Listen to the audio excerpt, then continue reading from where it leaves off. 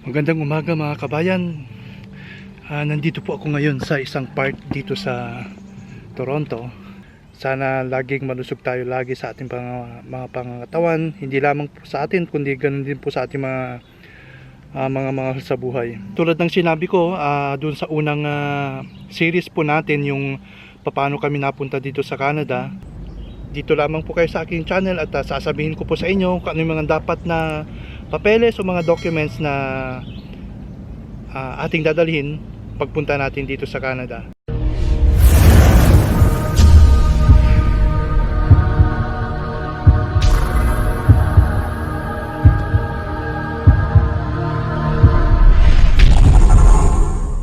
So maraming salamat pong muli sa inyong pagsubaybay. So ito na po yung mga papeles na dapat nating dalhin para sa pagpunta natin dito sa Canada. Unang-una pong papeles na dapat nating tignan ay yung syempre yung passport natin. Siguraduhin natin na yung passport natin is syempre tinatak na yung kwandon, yung visa ninyo. So siguraduhin nyo lang na ma-check lahat, like yung signature ng bawat dependent ninyo, mga signature ninyo. So kailangan na mapirmahan lahat yun. Be sure na ang ginawa po namin kasi is mayroon akong isang bag para sa ganun doon ko lang ilalagay yung mga documents o mga papeles na aking dadalhin. Para sa ganun po alam ko kung ano yung mga papeles na nandoon sa bag na yun. So yun, unang-unang gagawin natin is yung maglagay tayo ng checklist natin. Ilagay natin lahat doon yung mga checklist natin, ano ba yung mga papeles na ating dadalhin. So dapat ma-checkan nyo bawat isa kung ano yung mga papeles na inyong dadalhin. Then unang-una nga yung passport. Basta i-prepare nyo yung passport, na importante doon yung signature, saka yung tingnan nyo yung tinatawag nilang visa doon sa passport nyo. Saka yung date, tignan nyo rin yung date, kasi in my case yung date na nakalagay sa amin nung pagpunta namin dito sa Canada is syempre ang format ng date nila hindi natin alam kung DDYY. Pag sinabi niya month, so ibig sabihin kung January 01, and then yung date halimbawa 15 or 31, and then yung year YYYY, so halimbawa 2014. So siguraduhin nyo maigi kung ano yung format ng date, para sa ganun hindi kayo malito, hindi kayo maguluhan kung yung date ba na nakalagay doon is tama. So yun, importante doon. And then yung second na papeles pag nadadalhin natin, syempre pag papunta na tayo dito sa Canada is yung, pero depende doon sa kung ano yung in-applyan nyo. Kasi sa amin, in my case, ang in-applyan namin skilled worker. So ang binigyan kami kaagad ng permanent residence. So tignan nyo yung tinatawag na Certificate of Permanent Resident o yung COPR. Yung COPR na yun yung ibibigay nila sa inyo. Aside from doon sa nakatatak sa passport, ay may papeles din sila ibibigay sa inyo, yung tinatawag na COPR o yung Certificate of Permanent Residence. So nandoon nakatatak kung kailan mag-i-expire yung visa na yon. Sa tulad ng sinabi ko, tignan nyo maigi yung date, yung format ng date. Ilalagay naman nila doon kung ano yung format ng date. So yun, tulad ng sinabi ko, ilagay nyo doon sa checklist yung Certificate of Permanent Residence. So dadalhin nyo yon. At importante rin is mag photocopy kayo. So laging mayroon kayong folder na doon nakalagay yung photocopy, at doon nakalagay sa isang folder naman ay nakalagay yung original copy. So laging ganon. So signaturean din yung photocopy, at huwag din kakalimutan signaturean yung original copy. So yon. So una, passport. And then pangalawa, syempre yung Certificate of Permanent Residence. Yun yung papeles na binibigay ng immigration na siyang ipapakita nyo doon sa landing nyo sa Canada na pupuntahan nyo, kung anumang airport yung pupuntahan nyo. Importante yung dalawang yun. And then yung mga ibang papeles pa, syempre yung birth certificate ng bawat membro na inyong pamilya na kasama nyo papunta sa Canada. So yung birth birth certificate, usually sa case natin mga Pilipino, nakukuha natin yan sa statistic office doon. So ewan ko ngayon sa amin, dati kasi kwan yun, may bayad. Medyo nabalitaan ko na wala na raw atang bayad yun. So huwag kakalimutan yung birth certificate ng bawat membro ng pamilya, kahit na yan is 1 year old pa lang yung bata, or buwan pa lang nadadala nyo yung bata. So siguraduhin na may birth certificate, importante yon. And then likewise, tulad ng sinabi ko, dapat mayroon din kayong parang certified true copy o yung Xerox copy. So mag-issue sure na lang kayo, kumuha na lang kayo ng tigta-tatlo. Kung may resources naman kayo, kumuha na lang kayo ng tigta-tatlong birth certificate. Kasi minsan kailangan nila yung original, tulad ng case na halimbawa magpa-assist kayo ng education nyo, may mga agency na nangangailangan ng mga original copy. So yun, again, may certified true copy o photocopy ng birth certificate at may original birth certificate ng bawat pamilya. And then ano pang susunod? Siyempre yung kung married na kayo, yung marriage certificate. So wag kakalimutan din yun. Sa statistic office din kinukuha rin yun. So kung may resources naman kayo, kumuha na lang kayo ng kahit dalawa para sa inyo, at wag kakalimutan uli yung photocopy. And then susunod, yung mga scholastic record ng mga bata. So in my case kasi, lahat sila nasa university nung during that time. Isa lang yung nasa high school. So scholastic record, kumuha kayo ng scholastic record, yung tinatawag nila na transcript of record. So kung graduate na yung bata o kung graduate na yung anak nyo na college, huwag kakalimutan yung diploma niya, kumuha kayo ng diploma at yung transcript of record, na kung halimbawa makakakuha kayo ng yung nakasealed pa siya, mas maganda. Kasi minsan ang mga ibang school like universities, teka, may aeroplano ata. Medyo maingay yung aeroplano. So padadaanin muna natin yung aeroplano at nandito kasi ako sa part, so medyo lahat ng sound naririnig. Okay, yun. Umalis na yung aeroplano. So goodbye. Tumahon ata, may parating ata ng mga immigrant na galing Pilipinas. Okay, saan na ba tayo? So yun, yung scholastic record ng mga bata. So pag graduate na yung mga bata, o kung malalaki na sa university o colleges na graduate yung mga bata, huwag kakalimutan yung diploma, original, at saka yung transcript of record. Kung makakakuha kayo ng nakasealed pa, much better. Kung hindi nakasealed naman, dapat certified true copy, may sealed yung school, at may signature yung registrar. Importante yon, wag niyong kakalimutan. And again, dapat may Xerox copy lagi. So Xerox copy, ilagay dun sa folder na may Xerox copy ang nakalagay, at ilagay yung original doon sa original folder na ng transcript of record at ng diploma.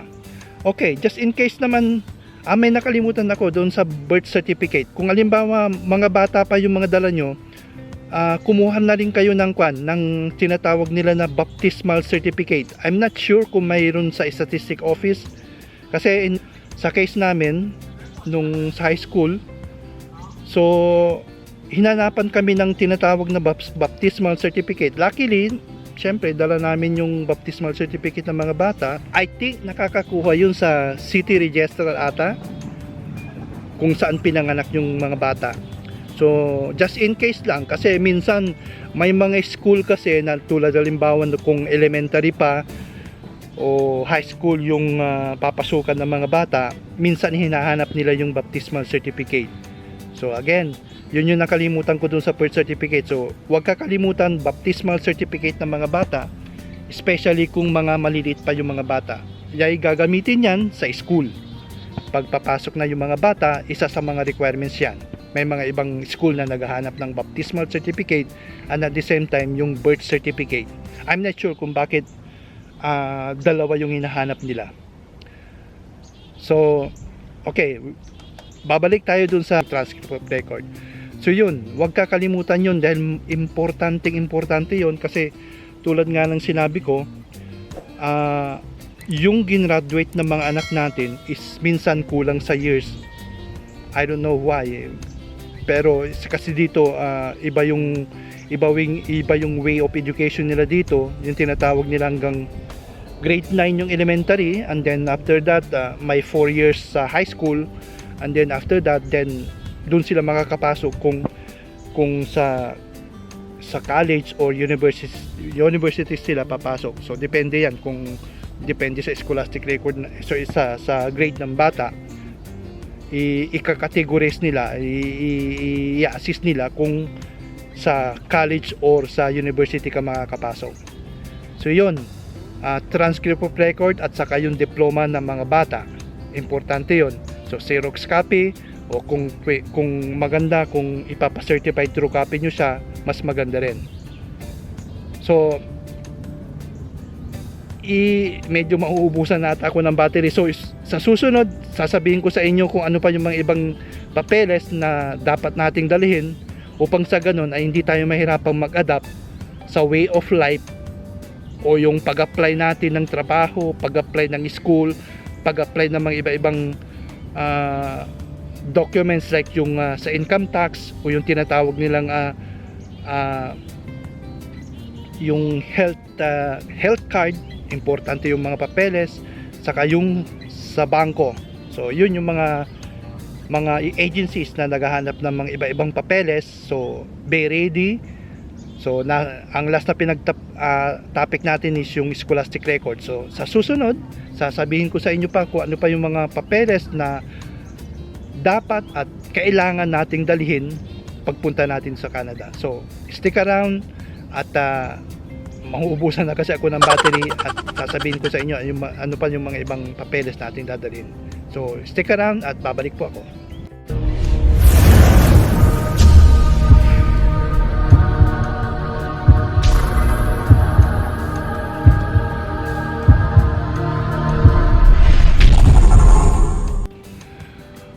So yun po yung mga ibang kailangan po natin sa scholastic record natin. So unang-una yung transcript of record, diploma ng mga bata, at kung alimbawa yung mga anak nyo is undergrad pa rin dun sa university or colleges, pinapayo ko na kumuha na rin kayo ng transcript of record nila kahit hindi pa nila natapos yung kanilang college education sa Pilipinas, dahil at least halimbawa kung third year college yung anak nyo, undergrad, may pag pina-assist nyo yung papeles nila o yung transcript nila, gin-assist siya, at least may mga makukover na mga subjects. At wag nyo rin kakalimutan na dapat yung transcript nyo po is dapat naka-translate siya sa English. So pinaka-importante yon kasi yung dialect natin na Tagalog, hindi naman siya international. Mas maganda yung naka-translate siya sa English. So sabihin yun sa school, alam ko naman kung yun may mga tulad ko, yung transcript ko po mayroon siyang Tagalog, saka mayroon siyang English sa baba. Ganun ba yun? Sa diploma lang pala yun. Pero sa transcript, alam ko naman English naman siya lahat So yun. And then importante rin, kung makakakuha kayo sa school o sa university nyo, yung tinatawag nilang Certificate of English as a Medium of Instruction. So lahat po ng mga subject po natin sa colleges o sa university na English 1, 2, and 3, dapat kumuha kayo ng Certificate of English as a Medium of Instruction doon sa university. Nagbibigay po sila, nasubukan ko na po yun, kumuha ako sa university na pinakusukan ko sa Pilipinas, at ganoon din si Mrs. kumuha rin siya ng ganong certificate. yung tinatawag nilang Certificate of English as a Medium Instruction. So, para halimbawa kung nag-apply kayo nagpa-assist kayo ng education nyo, i-require nila na how did you earn your English, how did you learn to speak English, yun ganon. So kailangan nila, dapat may mga proof kayo na ipapakita na at least kasi hindi natin first language yung English, so kailangan may proof tayo na ipapakita na nagkaroon tayo ng at least understanding on how to speak English. So alam naman nila yun na ang Pilipino is fluent pagdating sa pagsalita ng English. So pero kailangan pa rin nila ng proof. So yun, ganun din po sa mga bata.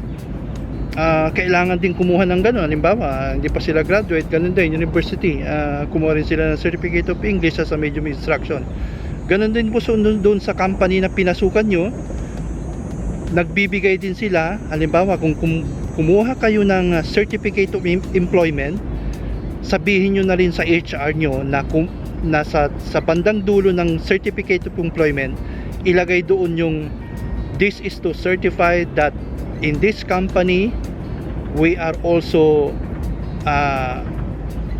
or basta sabihin nyo lang na in this company English is also a medium, is also as a medium of instruction in all our communication, in all our letter dissemination. So ganon. Tulad ko sa profession ko as IT dun sa companies, so hindi naman Tagalog ang ginagamit namin pagdating ng paggawa ng o pag-develop ng program eh. So yun, sabihin nyo dun sa HR nyo na pag kumuha kayo ng Certificate of Employment, palagyan nyo na rin siya dun sa dulo na parang nakalagay na this company is also certified to use English in our communication and our letter dissemination, parang ganon. Alam na nila yun sa HR. So pag sinabi nyong pahingi na rin po ng English o ng Certificate of English as a Medium Instruction, alam nila yon. So yun yung kabuuan ng mga transcript o scholastic record na dapat natin kailangan kunin sa school man o sa ating pinapasukan. Okay po?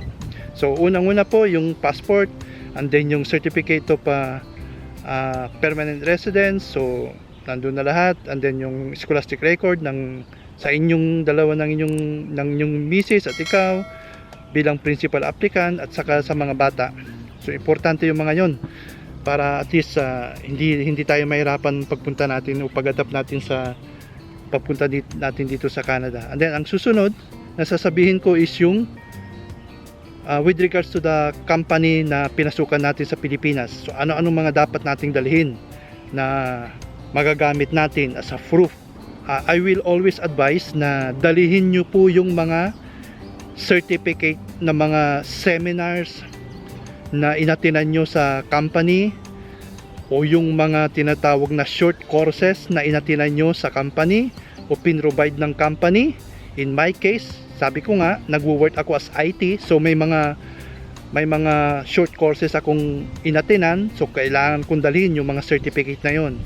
And then kung halimbawa nagkaroon naman kayo ng award o recommendation sa inyong company, so kumuha rin kayo ng mga proof na may award kayong nakuha sa inyong mga company, kasi importante itong mga award na ito o recommendation na ito. Doon makikita kung yun yung mga proof nyo na you are a good employee, and then you earn an award. Ika nga, kasi dito kasi importante yung yung alimbawa papasok ka sa isang company, yung mayroon kang daladalang award na nakuha mo sa company mo. So ibig sabihin nun is isa kang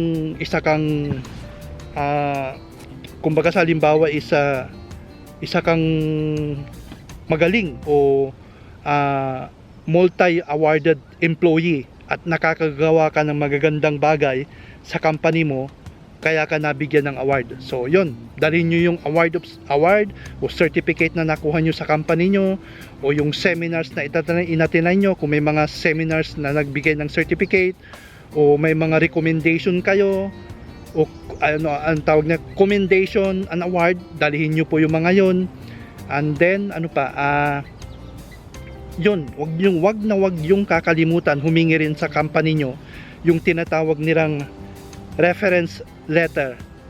Yung reference letter na yon, kumuha kayo sa reporting manager nyo o sa HR na yung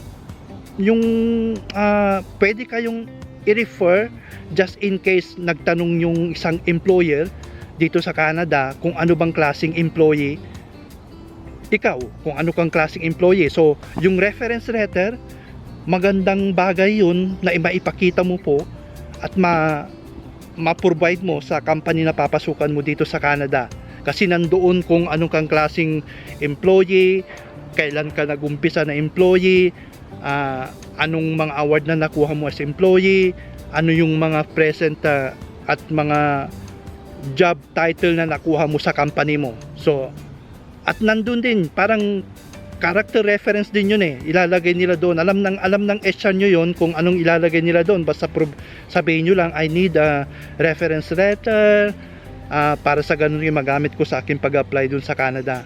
So yun, ano pang mga bagay na ipapakita ko sa inyo kung magbibigay ako ng sample kung ano yung pwedeng ilagay doon sa reference letter. Maganda yung naibigay sa akin, kaya grateful ako dun sa company namin na nabigyan ako ng magandang reference letter. At least nagamit ko yun nung nag-apply ako as volunteer sa Pan American Toronto Sports dito sa Canada, isang malaking sports game event dito sa Canada, o dito sa particular dito sa Toronto, at doon na expose yung skills ko and my experience. So magandang bagay po yung makakuha po tayo ng reference letter sa ating previous company sa Pilipinas. And then ano pa yung pwedeng dalhin?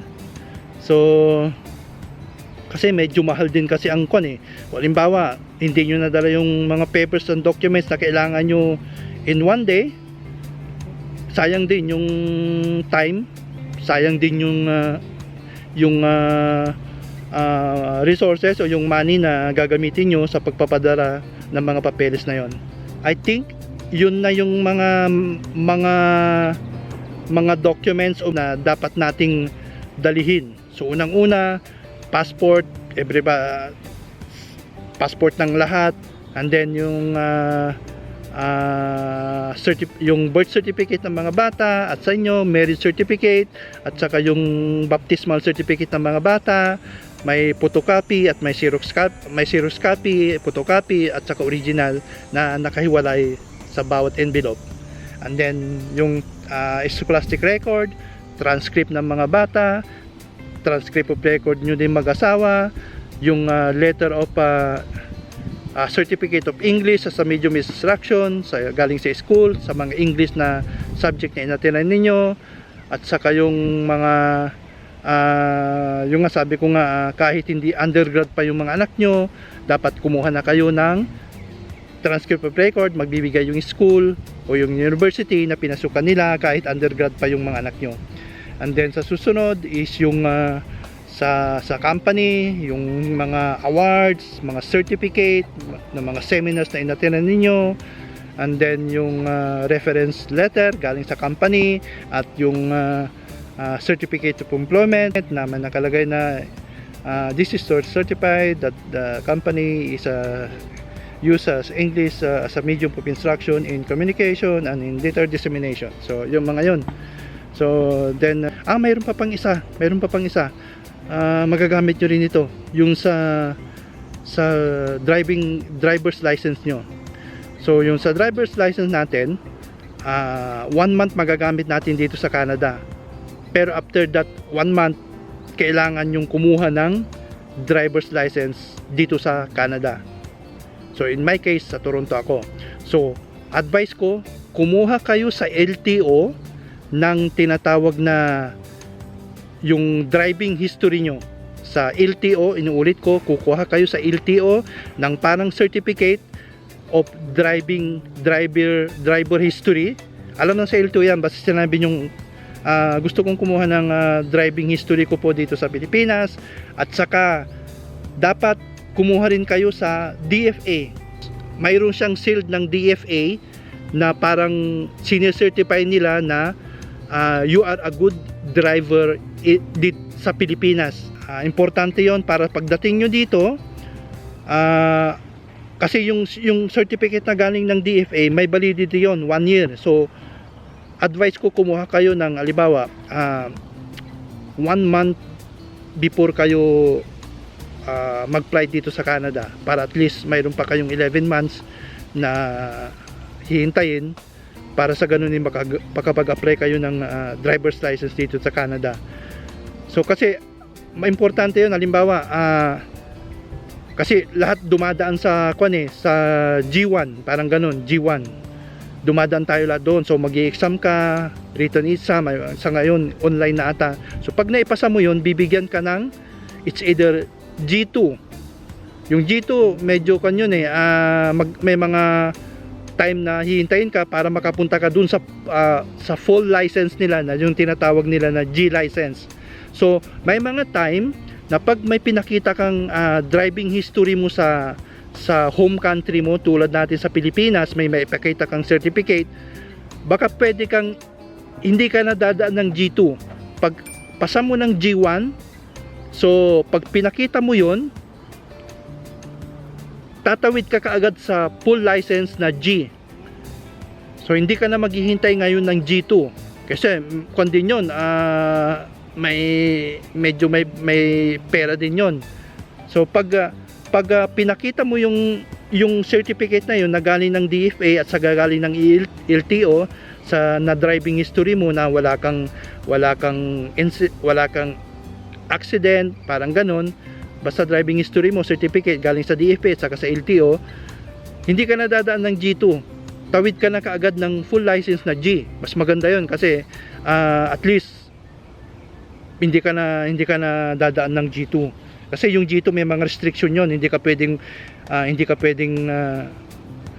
mag-drive ng wala kang kasamang full driver na full license, hindi ka pwedeng mag-drive sa highway, so hindi ka pwedeng mag-drive ng beyond 12 midnight, so mga gano'n, may restriction. Pero pag full license ka, lahat pwede kang mag-drive kahit anong oras, kahit wala kang kasamang full G driver's license, pwede ka mag-drive. So yun, importante rin yun, muntik ko na makalimutan.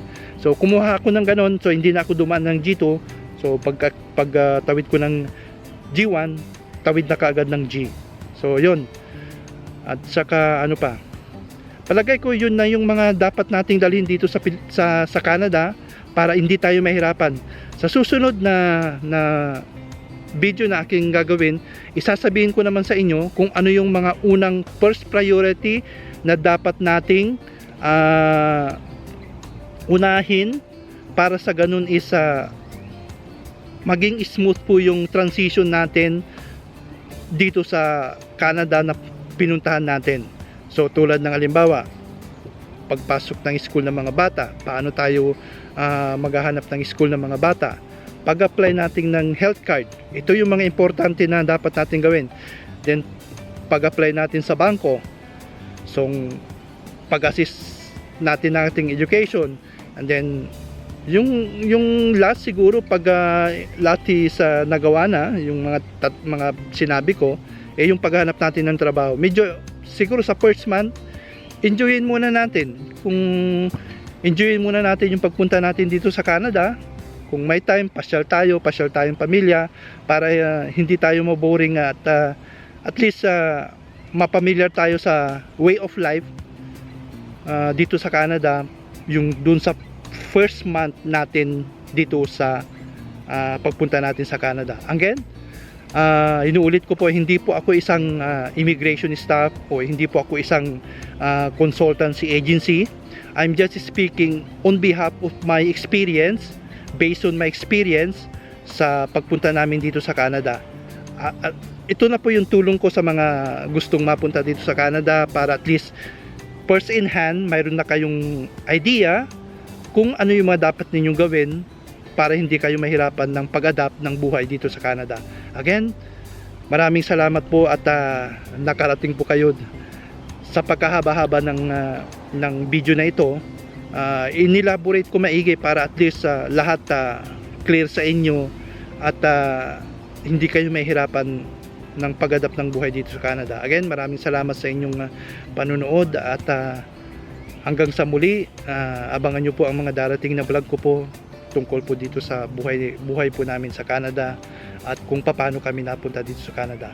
Again, kung bago kayo sa aking channel, huwag niyong kakalimutan na i-subscribe po ang aking YouTube channel at i-click po niyo yung bell notification para sa susunod mai-video ko naman kung ano yung mga dapat nating gawin pag nakuha natin yung mga iba-ibang dokumento at anong mga apply natin na priority paglapag natin dito sa Canada. Maraming salamat sa inyong lahat. Hanggang sa muli, ito po si Roland ng Rolweng YouTube channel. Huwag kayong makakalimot at subscribe po ang aking channel upang sa ganun po ay maging updated kayo sa mga darating na video na aking parang tulong ko po sa mga gustong mapunta dito sa Canada. Maraming salamat po muli. Ito po si Roland ng Rolweng.com. Hasta la vista, amigos, and bye-bye!